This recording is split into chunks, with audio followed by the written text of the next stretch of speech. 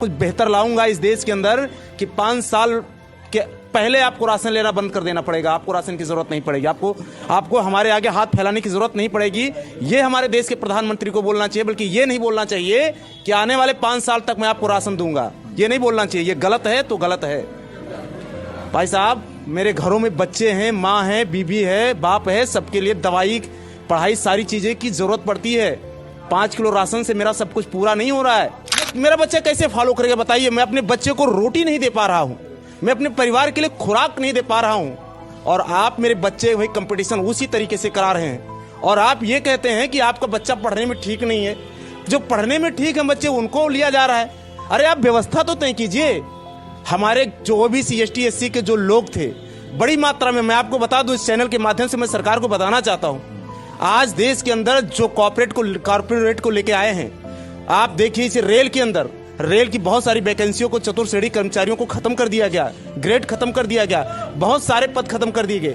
हमारे ST, SC, OBC के तमाम सारे लोग जो बहुत अच्छे पैसे वाले नहीं थे, उनके बच्चे कम पैसे में प्राइमरी स्कूल में पढ़ करके, सरकारी स्कूल में पढ़ करके जाकर के कंपटीशन में बैठते थे। उतना हाईएस्ट कंपटीशन नहीं बीट कर पाते थे तो कम से कम चतुर्थ श्रेणी कर्मचारी तो जाकर के बन जाते थे। उनका परिवार आगे जाकर के अच्छा हो जाता था।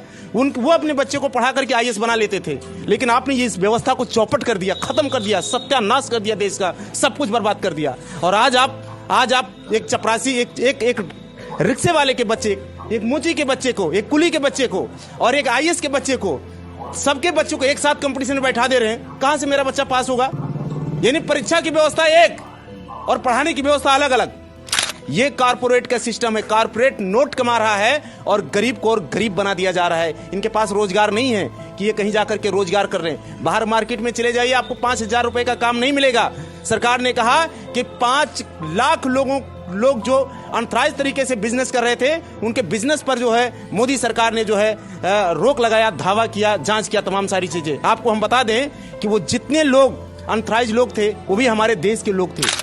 परिवर्तन तो होना ही चाहिए। परिवर्तन ये इस हिसाब से देश नहीं चल पाएगा।